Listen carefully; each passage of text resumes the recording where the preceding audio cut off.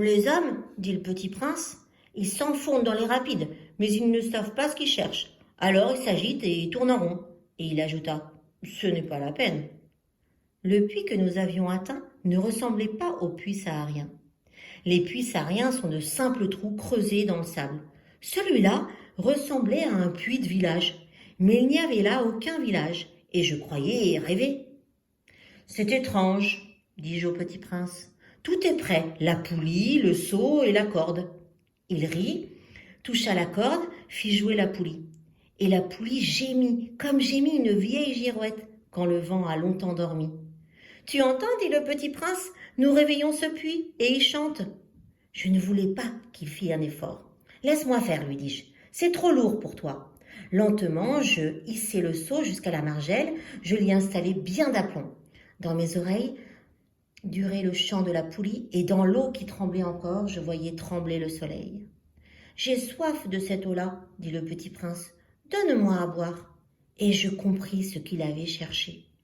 Je soulevai le seau jusqu'à ses lèvres, il but les yeux fermés. C'était doux comme une fête. Cette eau était bien autre chose qu'un aliment. Elle était née de la marche sous les étoiles, du chant de la poulie, de l'effort de mes bras. Elle était bonne pour le cœur, comme un cadeau. Lorsque j'étais petit garçon, la lumière de l'arbre de Noël, la musique de la messe de minuit, la douceur des sourires faisaient ainsi tout le rayonnement du cadeau de Noël que je recevais.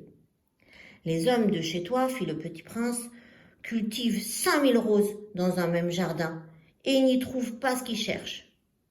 Ils ne trouvent pas, répondis-je. Et cependant, ce qu'ils cherchent pourrait être trouvé dans une seule rose ou un peu d'eau. Bien sûr, répondis-je. Et le petit prince ajouta, mais les yeux sont aveugles. Il faut chercher avec le cœur. J'avais bu, je respirais bien, le sable au lever du jour est couleur de miel. J'étais heureux aussi de cette couleur de miel.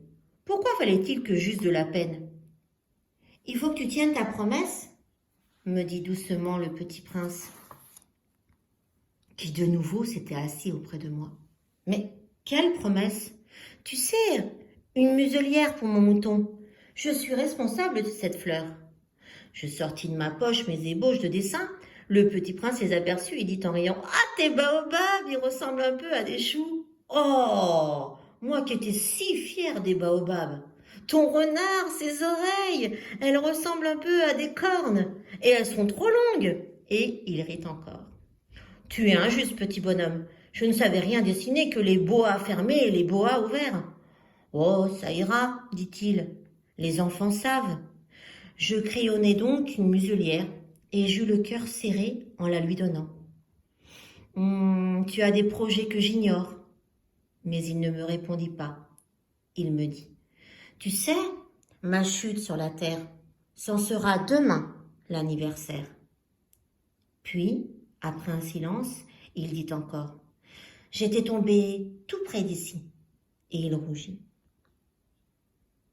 Et de nouveau, sans comprendre pourquoi, j'éprouvai un chagrin bizarre. Cependant, une question me vint.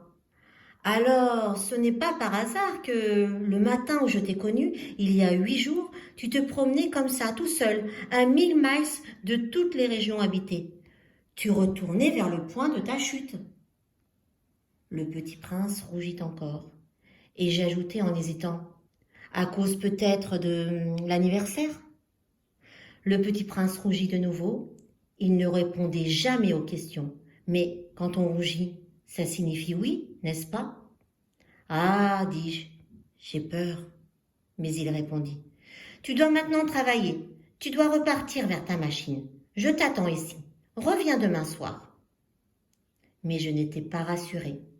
Je me souvenais du renard. On risque de pleurer un peu si l'on s'est laissé apprivoiser. À suivre.